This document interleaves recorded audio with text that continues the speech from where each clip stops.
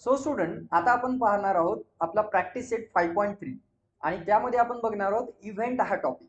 आता इव्हेंट म्हणजे काय, जसं की आपल्याला सॅम्पल स्पेस माहिती आहे काय असते, त्यानंतर सॅम्पल पॉईंट सुद्धा बघितलं.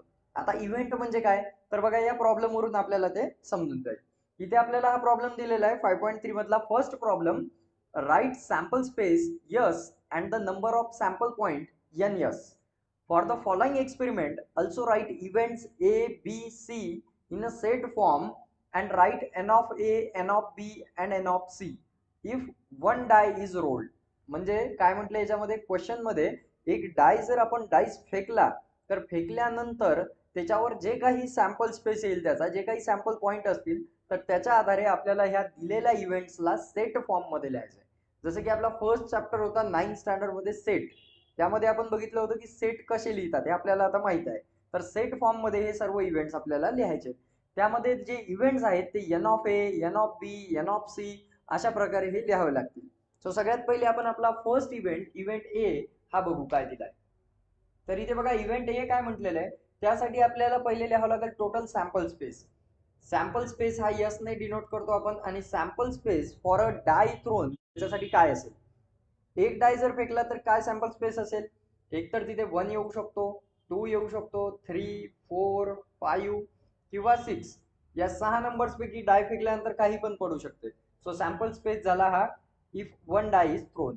त्याचा सॅम्पल पॉइंट काय झाला, n of S equal to किती होईल, 6 एलिमेंट आहेत म्हणून इथे येणार आपला answer 6. So n of S equal to 6. अशाच प्रकारे इव्हेंट ए इक्वल्स टू काय, म्हणजे एन ऑफ ए आपल्याला काढावं लागेल. पण त्यासाठी आपण काय करू, सगळ्यात पहिले सॅम्पल स्पेस जो आहे ए साठी, इव्हेंट ए काय असणार आपला, ए इक्वल्स टू, बघा आता इव्हेंट ए म्हणलेलं आहे even number on upper face, म्हणजे डाय फेकल्यानंतर वरच्या साईडला कोणता नंबर येईल, आणि ते सर्व इव्हन नंबर असले पाहिजे. ते इव्हन नंबर येण्याच्या पॉसिबिलिटीज काय बघा, 2, 4 आणि 6 हे तीनच इव्हन नंबर आहेत. सो आपण इव्हेंट ए जो असणार आहे आपला 2 पडू शकतो, किंवा 4 येऊ शकतो, किंवा 6 येऊ शकतो. So simply 2, 4, 6 is our event A. आणि एन ऑफ ए काय असणार मग, एन ऑफ ए म्हणजे त्यामधले एलिमेंट्स किती आहेत, 1, 2 आणि 3. सो एन ऑफ ए झाला आपला 3. अशाच प्रकारे इव्हेंट बी इक्वल्स टू काय राहील आपला, इव्हेंट बी असणार आहे all odd numbers on upper face. Odd number कोणते आहेत, 1, 3, 5. सो इथे 1, 3, 5. सो आपला एन ऑफ बी काय असणार आहे, हा सेट फॉर्म मध्ये लिहिला आपण, n of B equals to 3 element आहे म्हणून उत्तर आलंय 3. तशाच प्रकारे इव्हेंट